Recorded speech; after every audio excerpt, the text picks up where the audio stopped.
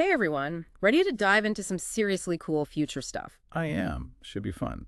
Today we're taking the Global 50 report for a spin, and let me tell you, this thing is packed with potential opportunities. Oh, it is. It really breaks down how we can make the future, work for us. All that good stuff, growth and prosperity and all. Right, but it's not just like a bunch of predictions, you know what I mean? Huh. It lays out a framework for thinking about the future, which is super helpful. Yeah, yeah. It acknowledges that there are a lot of uncertainties, like we can't predict exactly how technology will evolve or what kind of crazy weather events we might be dealing with. It's like planning a road trip with like a really unreliable GPS. Hmm. You might have a destination in mind, but you got to be ready for some detours along the way. Exactly. And that's where those assumptions come in. The report makes some educated guesses about what might happen, like packing an umbrella just in case you're not saying it's definitely going to rain, but you're prepared if it does. And one of the big assumptions is that, unfortunately, global inequalities are probably going to persist. Yeah, it's a tough reality to face, but you can see why they're making that assumption. The report points out that the richest 10% of the world control a staggering 76% of the wealth. 76%. Yep, crazy, right? And the bottom 50% have just 2%. It's a stark contrast, and it just highlights the huge challenges we've got in creating a more equitable future. Absolutely. It's definitely something to keep in mind as we explore these opportunities. Okay, so we've got uncertainties and assumptions, but the report also dives into mega trends, those big, powerful forces that are already shaping the world. Right, and one that really stands out is boundless multidimensional data. Think about it like data on steroids, powered by things like quantum computing, AI, the Internet of Things. It's going to be massive. So that basically every device you can imagine talking to each other, generating mountains of data. It's like the ultimate data party. Exactly. And get this, the report predicts that this data universe is going to explode tenfold by 2030. Tenfold. Wow, that's a Yeah, lot of data. it is. But with all this data swirling around, there are bound to be some vulnerabilities. Think cybersecurity. The report talks about a dramatic rise in cyber attacks, especially those targeting industrial sites. Yeah, I read about that too. It's kind of scary to think that something as simple as a USB drive can be used to launch a cyber attack. We definitely need to step up our security game as we become more and more reliant on data. Absolutely. But hey, it's not all doom and gloom. This data explosion also opens up some incredible opportunities. For example, the report talks about how smart grid investments have been steadily rising, which shows how we can use data to solve real-world problems. It's like a double-edged sword, right? The same data that can make us vulnerable can also empower us to make positive change. Exactly. It all comes down to how we use it. Speaking of positive change, another megatrend that really caught my eye is saving ecosystems. It seems like the world is finally waking up to the urgency of environmental action. Yeah, and this isn't just about planting trees. It's about recognizing that our well-being is completely intertwined with a healthy planet. Right. We can't thrive if the Earth is struggling. The report talks about a shift toward a more holistic approach to managing ecosystems and highlights some really cool examples of how we're using technology for environmental good. Like those robotic planting systems that have a 95% survival rate in desert areas, that's pretty incredible. Right. It's super innovative. And it's not just happening on land either. Think marine robots. They're being used more and more for underwater exploration and monitoring, which helps us understand and protect our oceans. It's amazing what technology can do. So we've talked about the uncertainties, the assumptions, and those big mega trends, but now let's get to the really exciting part. The opportunities. This is where the Global 50 gets down to brass tacks and outlines 50 specific opportunities that could spark a whole bunch of ideas and innovations. It's like a menu of possibilities. And trust me, each one is more fascinating than the last. It's exciting, but a little overwhelming too, you know? Like, where do you even begin? Well, how about we start with some opportunities that fall under the umbrella of Health Reimagined? Health reimagined. I like the sound of that. Me too. It's all about exploring new ways to improve our health and well-being using cutting-edge technologies and innovative approaches. Let's do it. I'm ready to see what the future of healthcare looks like. Okay, so the first opportunity we're going to dive into is called germinating treatment. It might surprise you to learn that over 10% of all deaths worldwide and nearly 60% of deaths related to sepsis are caused by just 33 types of bacteria. That's a lot of deaths from a relatively small number of culprits. It definitely highlights the need for new ways to fight bacterial infections. Exactly, and that's where this opportunity comes in. Imagine if we had a global bacterial strain database. a massive library of information on bacteria from all over the world. So like samples from humans, soil, even the ocean. Exactly. Think of it like a Google Maps for bacteria. That's a pretty ambitious idea. But I can see how having that kind of global database could help researchers understand the diversity of bacteria and potentially develop new treatments. All right, and it gets even more exciting when you consider the potential for artificial intelligence. We could use AI to analyze and model all that data, unlocking new insights into how those microorganisms interact and potentially identifying new treatments for a whole bunch of diseases. It's like using AI to crack the code of bacterial behavior, which is kind of cool. And the report mentions the human gut microbiome as a key area of study, which makes sense, right? There's a lot we still don't know about those trillions of bacteria living inside of us. It's a crazy complex ecosystem, and we're just starting to understand how it impacts our health. Unlocking its secrets could lead to some serious breakthroughs in treating a whole range of conditions. Absolutely. Okay, so next up is an opportunity that sounds like it's straight out of a science fiction movie, Clothes That Care. The report asks, what if our clothes could actually keep us healthy? I mean, come on, that's wild. Right, but it's not as far-fetched as it sounds.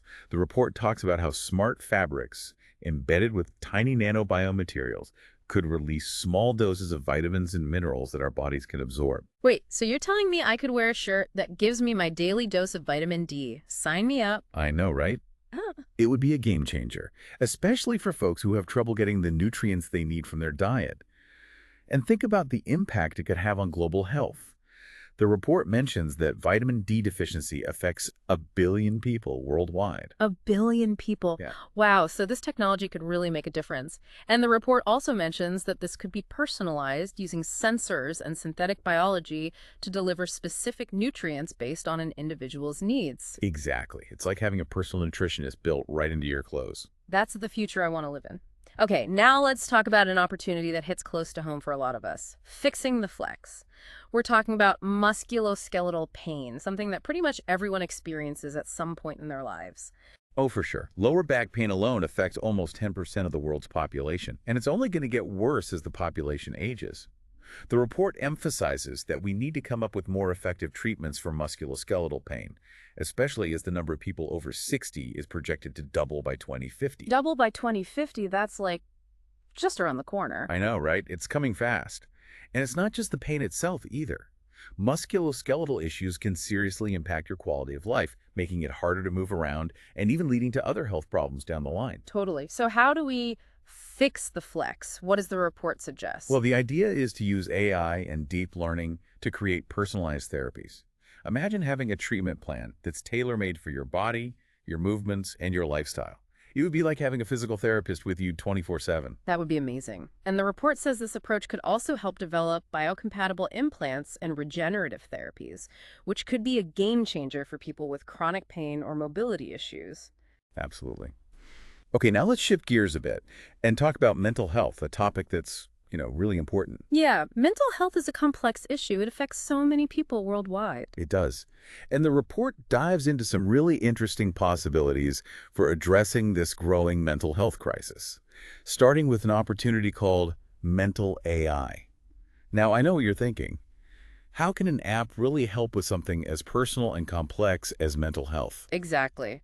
It seems like it would take more than just an app to address something that often requires professional help. Sure.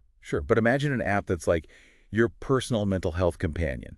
It's constantly learning about your needs based on your sleep patterns, your activity levels, even your mood throughout the day. So, like, it's using data to create a personalized mental health profile. Exactly. And this data could be used to develop personalized interventions and support networks, helping people manage their mental health more effectively. It's an interesting concept. But what about people who aren't comfortable with technology or prefer a more human approach to mental health care? That's a valid concern. I think the key would be to integrate these tech solutions in a way that complements traditional approaches and respects individual preferences. It's not about replacing human interaction, but about providing additional tools and support. That makes sense. Okay, ready for an opportunity that sounds totally revolutionary? This one is called organ printing. The report asks, what if organ transplant waiting lists were eliminated? I mean, just the thought of that is incredible. It's mind-blowing, right?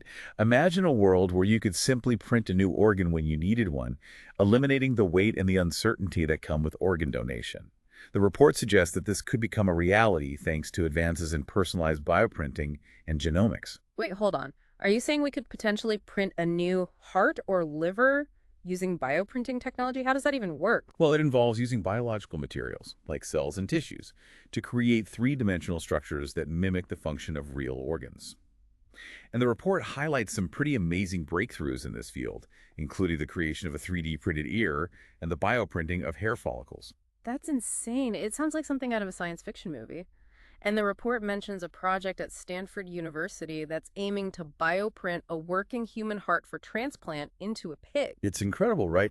And think about the potential for bioprinting organs that are genetically matched to an individual, eliminating the risk of rejection. The possibilities are really endless. Okay, let's move on to an opportunity that focuses on a really important aspect of healthcare, especially as we age: radiology. The report calls this one the power of radio. Yeah. It basically highlights the fact that as the population ages and chronic diseases become more common, the demand for medical imaging is only going to increase. And not just a little increase either.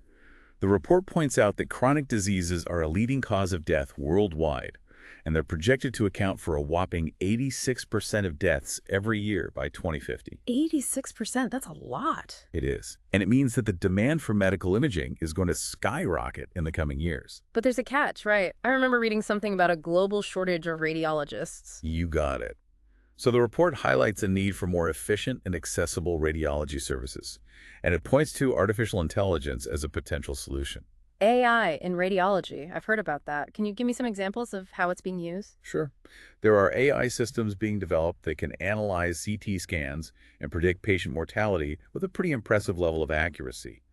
Some AI systems can even detect subtle patterns in images that human radiologists might miss. Wow, that's incredible. It seems like AI could be a real game changer in radiology, making it more effective and efficient. It definitely have the potential. And the report mentions that a lot of radiologists are already starting to use AI in their practice, which is encouraging. Okay, next up is an opportunity that sounds kind of futuristic and a little bit like something out of Star Trek. Petri dish on the go. I love that name. It's catchy, right? It is. So what's it all about? Well, it focuses on the growing problem of antimicrobial resistance, which is a major threat to global health. We need new ways to quickly and accurately diagnose infections, especially in areas with limited access to healthcare. Yeah, antibiotic resistance is a serious problem. It seems like we're always playing catch up with these evolving bacteria. Exactly. So imagine a world where you could diagnose an infection anywhere, anytime, using a portable AI-powered device. That's the vision behind Petri dish on the go. So like a mini lab in your pocket that can tell you what kind of infection you have and what the best treatment is. Pretty much. It could be a game changer, especially in developing countries or disaster areas where access to medical facilities is limited. Okay, now for an opportunity that really pushes the boundaries. Orbiting for answers. This one sounds like it's straight out of a science fiction novel. Uh-oh, right? It's all about connecting space exploration with mental health care here on Earth. The report proposes creating a global consortium of experts to study the effects of astronaut isolation and space habitat living on mental well-being. Wait a minute, are you saying we can learn about mental health from astronauts? How does that work? Think about it. Astronauts face some pretty unique psychological challenges during their missions. Isolation, confinement, the stress of living and working in an extreme environment. It's a lot to handle. That's true. And it seems like we're facing similar challenges here on Earth with rising rates of loneliness, anxiety, and depression. It's like the astronaut experience is becoming more relatable to the average person. Exactly. So the idea is to apply the knowledge gained from studying astronauts to develop more effective treatments and support systems for people struggling with mental health issues here on Earth. That's pretty fascinating. The report also mentions a promising treatment for depression called transcranial direct current stimulation, or TDCS. Right, TDCS. It's a non-invasive treatment that involves using a weak electrical current to stimulate certain areas of the brain. So like a brain zapping device for depression? Well, it's a little more nuanced than that, but basically, yeah.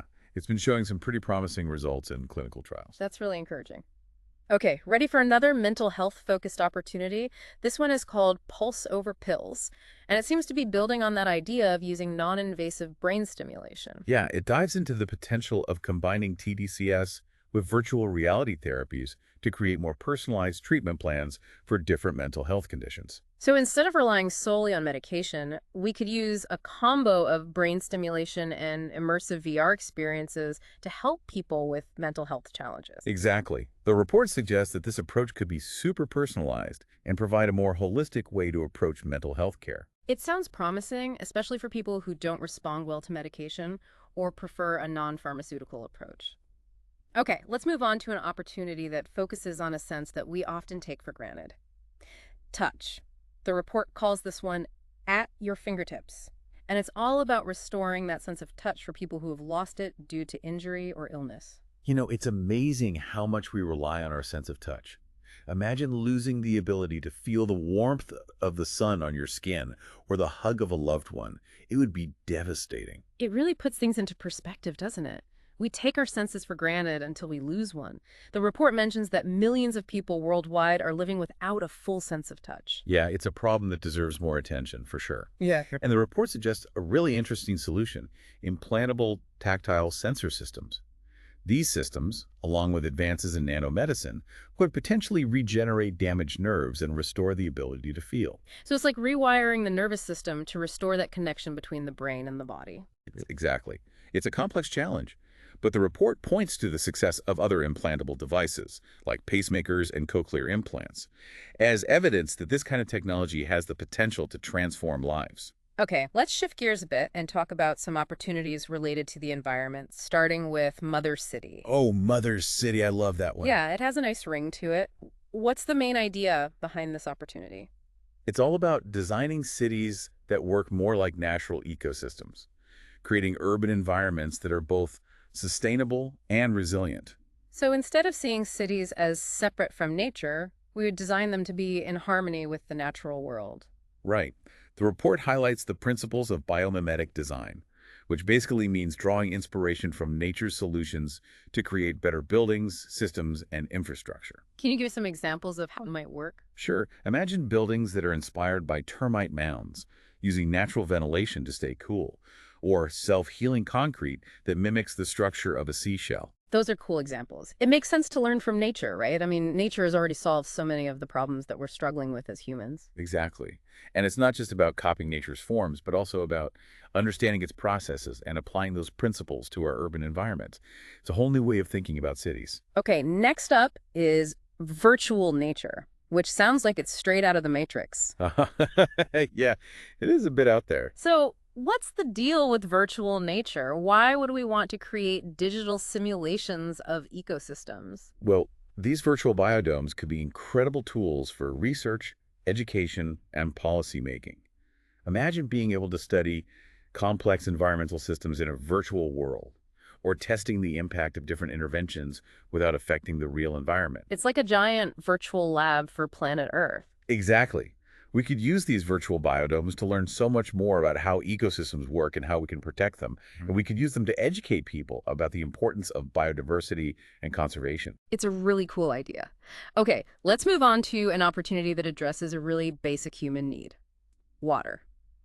Carbon for Water highlights the critical need for better water purification technologies, especially in developing countries. The report points out that 1 in 2 schools in sub-Saharan Africa and 1 in 4 healthcare facilities globally don't even have basic water services. It's a pretty serious problem that needs some innovative solutions. Access to clean water is essential for health, sanitation, and economic development. So how does Carbon for Water propose to address this challenge? Well, the report highlights the potential of using advanced carbon-based filters for water purification. We're talking about filters that use materials like carbon nanotubes or nanofibers to remove even the tiniest contaminants, including bacteria and viruses. So basically, filters that can turn dirty water into drinkable water. That could be a game changer. Absolutely. And the filters would be relatively cheap to produce, which is key for making them accessible to people in developing countries. Okay, on to Green Spurt, which sounds like it's all about turbocharging nature's ability to heal itself. It's like giving Mother Nature a boost. The report talks about using technology and innovation to speed up the process of ecosystem regeneration and recovery. So instead of just passively waiting for nature to heal itself, we would take an active role in helping it along. Exactly. And the report highlights a bunch of cool techniques, like assisted natural regeneration, which involves minimizing human disruptions so natural processes can take over, and using genetically modified enzymes to help plants grow faster. So we could reforest areas more quickly, restore damaged ecosystems more efficiently, and even enhance carbon sequestration to combat climate change. It's all about working with nature to heal the planet. Okay, let's dive into an opportunity that has the potential to completely change how we generate energy. Titles of energy. Oh yeah, this one's all about harnessing the power of the ocean to generate clean, renewable energy. I mean, just think about the immense power of the tides. I know. Tidal energy has been around for a while, but it hasn't really taken off in a big way. What's holding it back? Well, there have been some technological and economic challenges, but the report suggests that those challenges are being overcome thanks to advances in turbine technology and artificial intelligence. So AI is playing a role in making tidal energy more viable. Absolutely. AI can be used to optimize the design and placement of tidal turbines, maximizing energy capture while minimizing environmental impact. And what about the environmental impacts in general? Is tidal energy truly sustainable? It can be. If done responsibly, tidal energy has minimal impact on marine ecosystems. Plus, it's super predictable, which is a big advantage over other renewable energy sources like wind and solar, which can be intermittent. That's a good point. Okay, well, that's Health Reimagined. Now let's move on to a new section of the report. Societies Empowered. Societies empowered. I like that. It Yeah. sounds like it's all about creating a better world for everyone. Exactly. This section focuses on opportunities that could strengthen communities, empower individuals, and make society as a whole more just and equitable. Let's get into it. I'm curious to see what they've come up with. Okay, the first opportunity we're going to look at is called School for Wisdom. Now, this one is really interesting because it addresses a concern that a lot of people have about the future of work, especially with the rise of AI and automation. Right. That whole robots are going to take our jobs thing. Yeah, exactly. So, how does School for Wisdom propose to address this challenge? Well, the report argues that we need to shift our focus in education. Instead of just trying to teach people specific skills that might become obsolete anyway, we should focus on developing those uniquely human qualities that AI can't replicate. So, things like critical thinking, creativity, empathy, qualities that make us human. Exactly. And perhaps most importantly, wisdom. The report suggests creating wisdom-based education programs that go beyond just memorizing facts and figures and help students develop those essential human skills. It's like teaching people not just what to think, but how to think. I love that. Me too. It's about empowering people to become more thoughtful, ethical, and compassionate members of society. Okay, now let's move on to an opportunity that sounds pretty grand. Safeguarding civilization. It does sound pretty epic. So what are we safeguarding and how do we do it? It's all about protecting and preserving our cultural heritage. Everything that makes us who we are, from our history and traditions to our languages and art forms. So we're talking about protecting everything from ancient ruins to traditional music to indigenous knowledge. All of that and more. And the report emphasizes the importance of safeguarding both the tangible and intangible aspects of culture. Tangible and intangible. Can you explain the difference? Sure, tangible cultural heritage refers to the physical objects like buildings, artwork, artifacts, things you can touch. Intangible cultural heritage refers to things like traditions, rituals, practices, and knowledge that are passed down through generations. So it's about protecting not just the stuff, but also the stories, the traditions, the soul of a culture. Exactly. And the report highlights the role that everyone plays in preserving cultural heritage, governments, organizations, and individuals.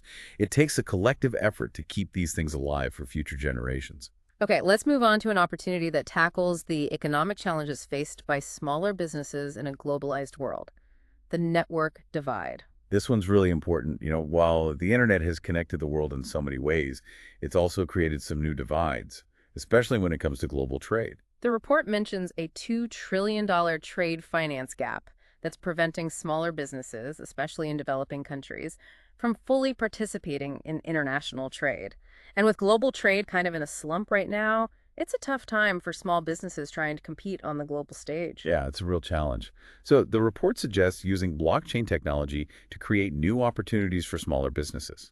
Blockchain, like the technology behind cryptocurrencies. The very same.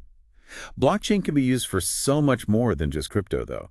The report suggests using it to facilitate microloans and peer-to-peer lending for small businesses. So instead of relying on traditional banks, which can be difficult to access for small businesses, especially in developing countries, they could get funding through these decentralized blockchain platforms. Exactly. It would open up a whole new world of possibilities for smaller businesses, allowing them to access the capital they need to grow and compete on a global scale. Okay, let's talk about an opportunity that sounds like a history buff's dream come true. Stepping through time. Oh, yeah. This one's all about using technology to bring history to life, making it more engaging and immersive for everyone. So we're talking about using augmented reality and virtual reality to create these incredible historical experiences, right? Right. The report highlights how accessible these technologies are becoming. I mean, a lot of people already have VR headsets or smartphones that can run AR apps and suggests using these tools to create all sorts of amazing historical experiences. I can imagine it now taking a virtual tour of ancient Rome or walking through the streets of Victorian London. It would be like stepping back in time. Exactly. And it's not just about recreating the past either. We can use these technologies to create interactive experiences that allow people to engage with history in a whole new way. Okay, next up is Mental Health Haven. This one focuses on a really critical issue, improving access to mental health care for everyone. The report points out that mental health resources are incredibly scarce in many parts of the world, especially in low-income countries where there might be less than one mental health professional for every 100,000 people. It's a huge problem. It is, and it highlights the urgent need for innovative solutions. So what does Mental Health Haven propose? It's all about creating online platforms where people can connect with others, share their experiences, and access mental health resources and support. So like virtual support groups and online communities for mental health. Exactly. These platforms could provide a safe and supportive space for people to connect with others who understand what they're going through, reducing feelings of isolation and stigma. It's a really interesting idea, but it also raises questions about privacy and the potential for misinformation to spread in these online communities. Those are valid concerns, Right. and the report acknowledges the need to address them. It's all about designing these platforms thoughtfully and responsibly. Okay, let's move on to public AI, which is all about ensuring that the benefits of artificial intelligence are available to everyone. This is a big one.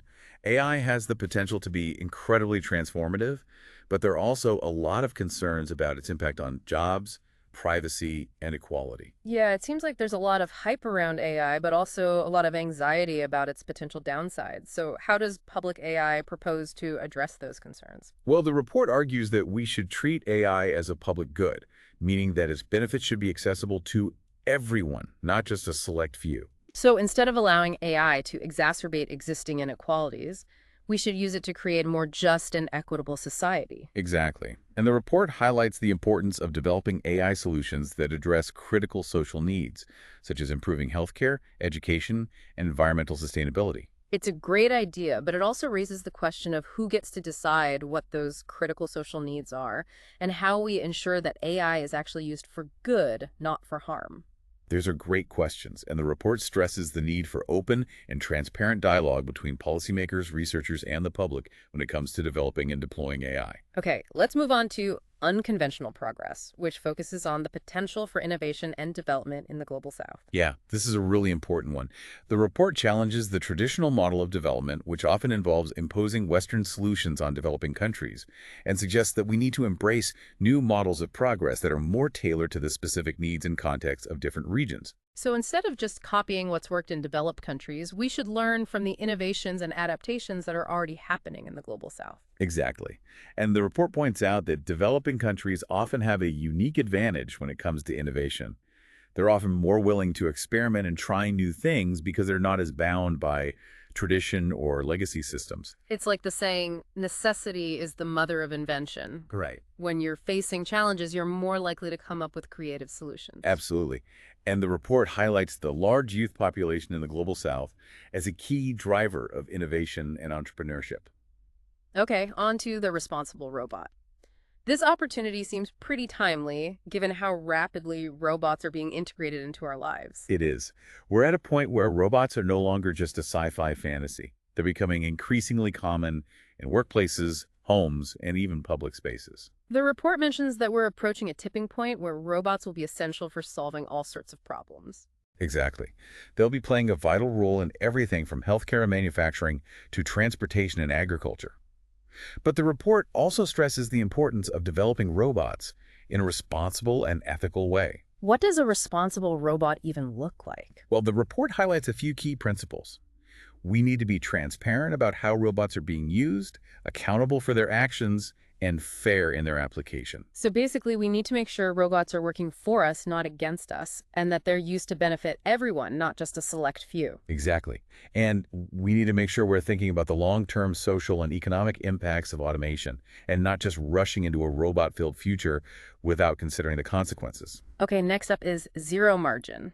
Now, this one sounds like it could fundamentally reshape our economic systems. It does, doesn't it? Hmm. This opportunity is all about moving towards a cashless society and creating new models for exchanging value. So instead of using cash or credit cards, we'd have a system where value is exchanged directly through data networks. Exactly. The report suggests that this could make transactions faster, more secure, and more efficient, and it could also reduce the costs associated with traditional banking systems. It sounds like a pretty radical departure from our current financial systems. It would be a big shift, that's for sure. Okay, ready to dive into an opportunity that sounds like it could totally transform the way our cities operate. This one is called Walls That Talk. Walls that talk. Okay, now I'm picturing a world where my house is constantly nagging me to do the dishes. Uh-huh. Well, maybe not quite like that. But the idea is pretty cool. It's about a technology called Multi-Access Edge Computing, or MEC, which basically brings data processing closer to the source of the data. So instead of sending all that data to a central server somewhere, it's processed locally, like right there on the device itself or at the edge of the network. Exactly. And this can make things way faster, reducing those annoying delays we all experience sometimes. It also opens up a whole world of possibilities for real-time decision-making, which is huge for things like smart cities and transportation systems. The report mentions that the Internet of Things is exploding, with billions of devices expected to be connected in the next few years. It seems like MEC would be essential for managing all that data and making the most of it. It would be crucial. And when you combine MEC with 5G and AI, the possibilities are almost endless. We're talking about everything from smart traffic lights that can adjust to traffic flow in real time to healthcare devices that can monitor patients remotely and alert doctors if there's a problem. It sounds amazing, but what about privacy? I mean, with all that data being processed locally, wouldn't there be more opportunities for breaches or misuse? That's a good question. And yeah, security is a big consideration with any new tech. But the report emphasizes the importance of building in strong security measures and making sure that all that data is handled responsibly. Okay, let's move on to an opportunity that explores how artificial intelligence could be used to make our legal systems more efficient and equitable. It's called global precedence. The legal system. Not exactly known for being quick to embrace change, right? Right. It seems like the legal world is still very much paper-based and tradition-bound. But the report highlights how AI could really shake things up, potentially automating a lot of legal tasks, which could make legal services more affordable and accessible for everyone. Yeah, the report actually says that AI could automate up to 44% of legal tasks in the U.S. alone. Wow, that's a huge chunk of work. But I can also see some potential downsides. What about bias? Could AI perpetuate existing biases in the legal system? That's a valid concern. And the report acknowledges that we need to be very careful about how we develop and deploy AI in the legal field. We need to make sure that these AI systems are fair and unbiased, and that they're used to promote justice, not perpetuate inequality. But the report also points out that AI could actually be used to identify and address existing biases in legal systems. So AI could actually help make the legal system more fair and equitable. Potentially, yeah. It could help us identify patterns of discrimination or unfair treatment that might not be obvious to human observers. It's a powerful tool that could be used for good in the legal field. Okay, next up is an opportunity that sounds like it could be really valuable for policymakers. Sociologist in chief. This one's about using data to make better policy decisions, which is something we could definitely use more of. I can see how data could be incredibly useful for policymakers, but it also seems like it could be misused. How do you collect and analyze social data in a way that's ethical and respects people's privacy? That's the million-dollar question. The report emphasizes the need for transparency and accountability when it comes to using data for policymaking. It's not about creating some kind of surveillance state. It's about equipping policymakers with the tools they need to understand what's happening in society and make more informed decisions. So instead of relying on hunches or outdated statistics, policymakers could have access to real-time data on social trends, public opinion, and the potential impact of different policies. Exactly. Imagine being able to use data to anticipate problems, address emerging social issues, and design policies that are more effective and equitable. That's a powerful vision. Okay, let's move on to Phaster Pharma, an opportunity that focuses on a very important goal: accelerating the development of new drugs and treatments. Yet developing new drugs is a slow and expensive process, and it often takes years, sometimes even decades, for promising treatments to reach the people who need them. The report highlights that the average drug development time is 10 to 15 years, and the costs can run into the billions. It's a complex process with a lot of regulations and hurdles to overcome. It is, but the report suggests that we could significantly speed things up by using blockchain technology. Blockchain in the pharmaceutical industry, how would that work? Well, blockchain is all about creating secure and transparent systems for tracking and verifying data. In the context of drug development, it could be used to streamline clinical trials, enhance data security, and make the regulatory approval process more efficient. So blockchain could potentially help get life-saving treatments to patients more quickly and efficiently. Exactly. And it could also reduce the risk of fraud and counterfeit drugs, which is a huge problem in the pharmaceutical industry. Okay, next up is an opportunity that sounds like it's straight out of the Matrix: data helix. It seems to be all about making sense of the massive amounts of data that we're generating every second of every day. Yeah, the data deluge is real. We're creating more data than ever before, and it's coming from everywhere. Our smartphones, our computers, our cars, even our refrigerators. It's like we're drowning in data, but the report suggests that we can turn this challenge into an opportunity. Exactly. Data Helix is all about using AI and advanced computing to analyze all that data, identify patterns, extract insights, and make predictions. So instead of being overwhelmed by the data, we can use it to understand the world around us better and make more informed decisions. Right. And the report highlights potential applications in healthcare, education, urban planning, environmental monitoring. I mean, the possibilities are pretty much endless. It's amazing to think about how much potential there is in all that data if we can just figure out how to harness it. Okay, now let's talk about Research 101. This opportunity seems to be all about, well, research. It highlights the importance of investing more in basic research and making the research process more efficient. Basic research is the foundation of scientific progress, but it can take a long time for those discoveries to translate into real-world applications. The report mentions that it can take decades for a scientific breakthrough to make its way from the lab to the marketplace or to have a real impact on people's lives. And that can make it tough to secure funding for basic research, especially when there's so much pressure to show immediate results. But Research 101 suggests that AI can help accelerate the process of scientific discovery and translation. So, like, AI could be used to analyze data, design experiments, even identify potential applications for scientific discoveries. Exactly. It would free up scientists to focus on the more creative and strategic aspects of research. It's about leveraging the power of AI to make the research process more efficient and impactful. Okay, on to the network of networks. This one seems to be all about fostering collaboration and knowledge sharing in the world of AI development. It is. Right now, a lot of AI development happens in silos, with different companies and research groups working independently, often competing with each other. Which makes sense from a business perspective, but it seems like there's a lot of potential for duplication of effort and missed opportunities for collaboration.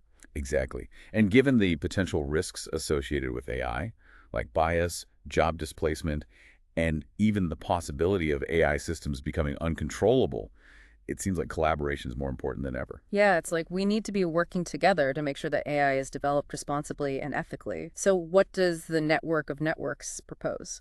The idea is to create these interconnected networks of AI researchers, developers, and users from all different backgrounds and disciplines.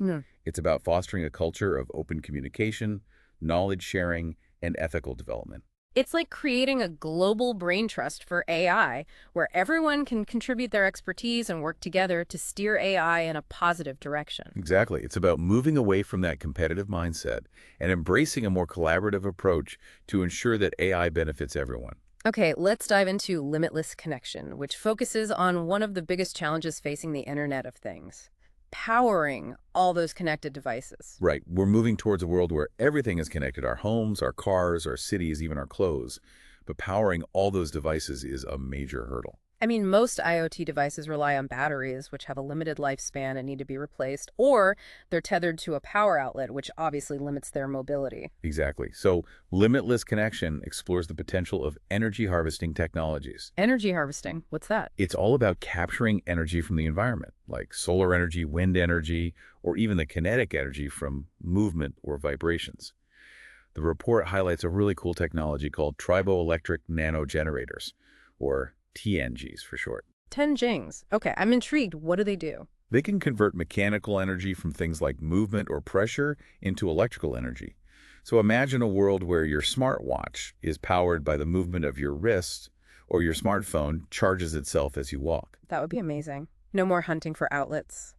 Okay, on to Ambassador of Scenarios, which sounds like it could help bridge the gap between science and policy. You got it. This one is all about using foresight and scenario planning to make better policy decisions, especially when it comes to tackling complex global challenges. It seems like policymakers are often stuck reacting to crises instead of anticipating them and taking proactive steps to address them. Right. And that's where foresight and scenario planning come in. It's about imagining different possible futures and thinking through the potential consequences of different policy choices. So it's like creating a roadmap for the future, taking into account all the different variables and possibilities. Exactly. And it's not just about preventing bad things from happening. Foresight can also help us identify opportunities and leverage emerging trends to create a more positive future. Okay, let's move on to the Global Protocol for Small Businesses. We talked earlier about the network divide and how smaller businesses are often shut out of global trade opportunities. This one builds on that idea and proposes creating a global trade license that would simplify regulations, lower barriers to entry, and make it easier for small businesses to participate in international trade. So instead of having to navigate a complex maze of rules and regulations, small businesses could have a single license that would allow them to do business anywhere in the world. That's the idea. It would make global trade more inclusive and accessible for smaller businesses, which could be a huge boost for economic growth and innovation. Okay, let's talk about an opportunity that challenges our traditional notions of work and retirement, flipping the career ladder. This one is all about rethinking the way we structure our working lives. You know, the traditional model where you work for 40+ years and then retire abruptly. Yeah, it seems like that model might not be the best fit for a world where people are living longer, technology is changing rapidly, and the nature of work is evolving so quickly. Exactly. So flipping the career ladder proposes a more flexible approach, where young people would start their careers with a period of exploration and skills development, supported by a basic income. So instead of feeling pressured to jump into a job right out of school, they would have the time and resources to figure out what they're passionate about and develop the skills they need to succeed. Right.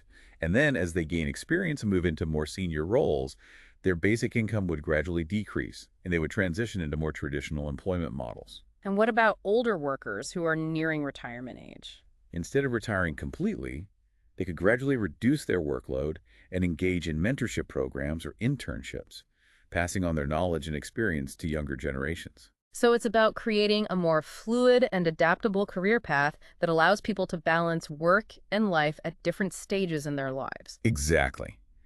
And the report argues that this approach could benefit everyone.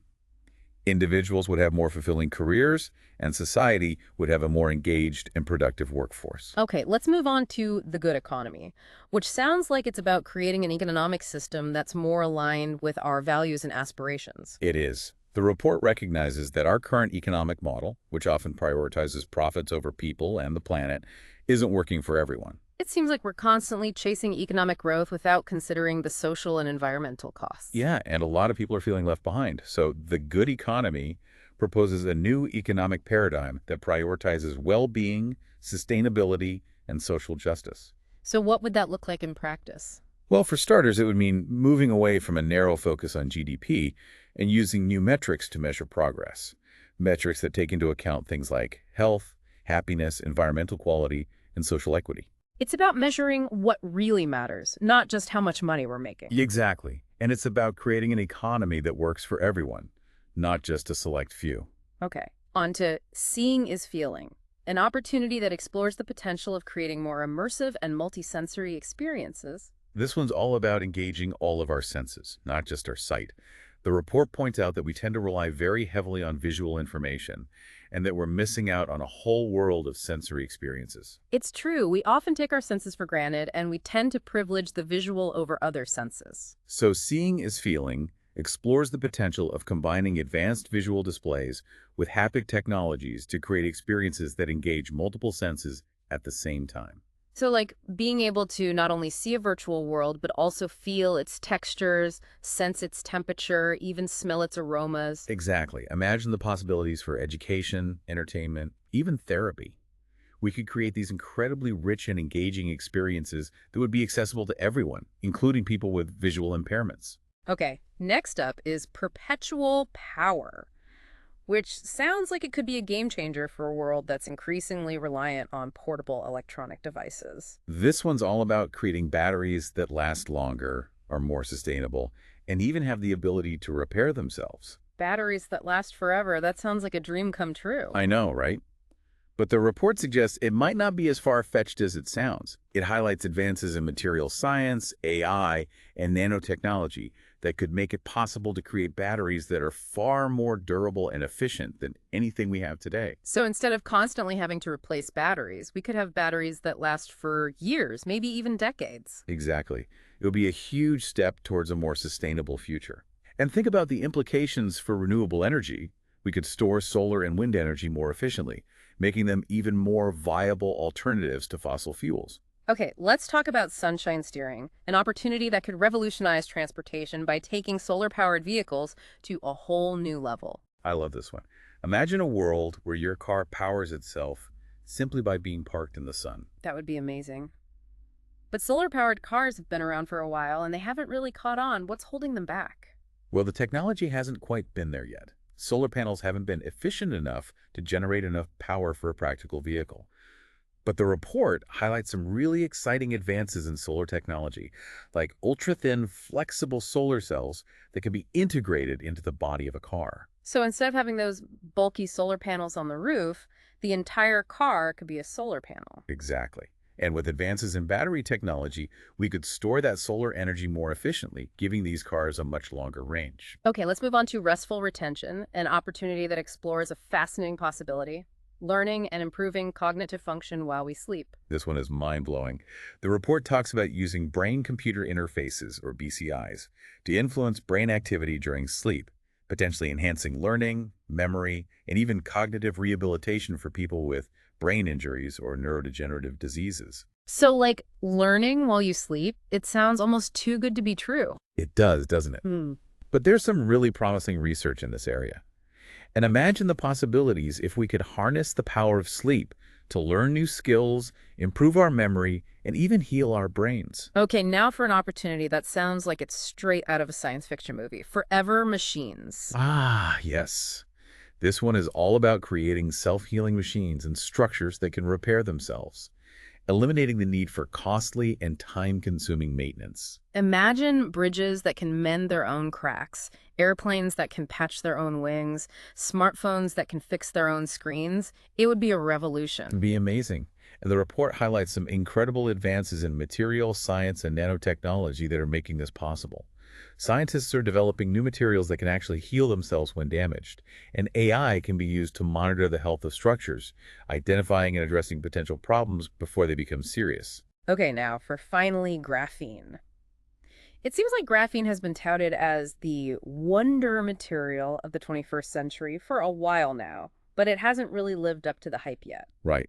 Graphene has all these incredible properties. It's super strong, lightweight, flexible, and conductive, and it has the potential to revolutionize so many industries.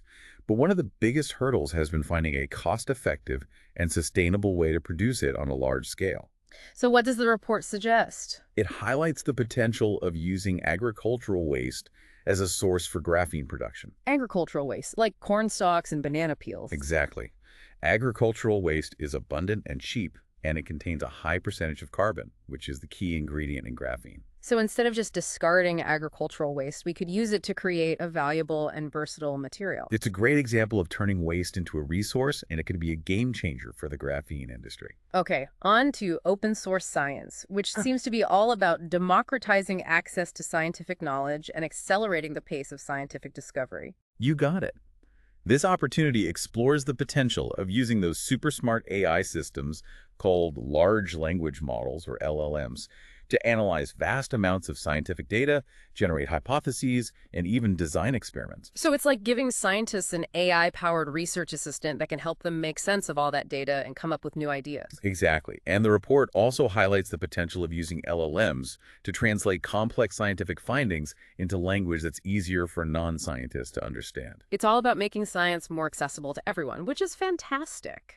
Okay, let's move on to an opportunity that tackles one of the most pressing environmental issues of our time. Green plastics. Yeah, plastic pollution is a huge problem. We're producing and consuming more plastic than ever before, and it's ending up in our oceans, our landfills, even our bodies. The report mentions that the equivalent of 2,000 truckloads of plastic enter waterways every single day. It's mind-boggling. And recycling alone isn't enough to solve the problem. Right. We need to find new ways to produce plastics that are both durable and biodegradable. And green plastics highlights the potential of using starch, a biopolymer that comes from plants, as a sustainable alternative to traditional petroleum-based plastics. So instead of creating plastics that hang around in the environment for centuries, we could create plastics that break down naturally and decompose safely. Exactly. It's about creating a circular economy for plastics, where they're made from renewable resources and can be safely returned to the environment at the end of their useful life. Okay, and finally, we come to an opportunity that explores one of the most mind-bending and potentially transformative technologies of our time, the quantum jump. Ah, yes. Quantum computing. It's a field that's still in its early stages, but it has the potential to completely revolutionize so many aspects of our lives. The report mentions that quantum computing could have a major impact on everything from drug discovery and material science to artificial intelligence and cryptography. It's hard to even imagine the possibilities. But one of the key challenges is figuring out how to integrate quantum computers with our existing classical computers. Right. Seems like quantum computers operate on a totally different set of principles than our current computers, so bridging that gap is going to be crucial for unlocking the full potential of quantum computing. Exactly. And that's what the quantum jump is all about, developing the tools and infrastructure we need to transition smoothly into a quantum computing future. It's a pretty exciting time to be alive, that's for sure. It really is. I mean, just thinking about all these opportunities and the potential they hold for creating a better future, it's inspiring. Totally. But it's important to remember that it's not just about these big, ambitious ideas. It's also about what we do individually in our own lives to make those changes happen. That's such a good point. It's easy to feel like our actions don't really matter on a global scale, you know? But the truth is that every little bit helps. Exactly. Whether it's volunteering our time, supporting a cause we believe in, or just having conversations with friends and family about these issues, we can all make a difference. It all adds up. So as we wrap up this deep dive into the Global 50, I want to leave our listeners with a challenge. Ooh, a challenge. I like it. Think about the opportunity that really resonated with you today, the one that sparked your imagination, or maybe even lit a fire under you. What is it about that opportunity that speaks to you? And what's one thing you can do in your own life or work to help make that opportunity a reality? That's a great challenge. And remember, it doesn't have to be something huge or dramatic. Even small actions can have a ripple effect. Exactly. It's all about taking that first step, however small it might seem. Well, that's it for today's deep dive into the Global 50. We hope you've enjoyed exploring these future possibilities with us and that you're leaving feeling inspired and hopeful about the future. Thanks for joining us. And remember, the future is what we make it.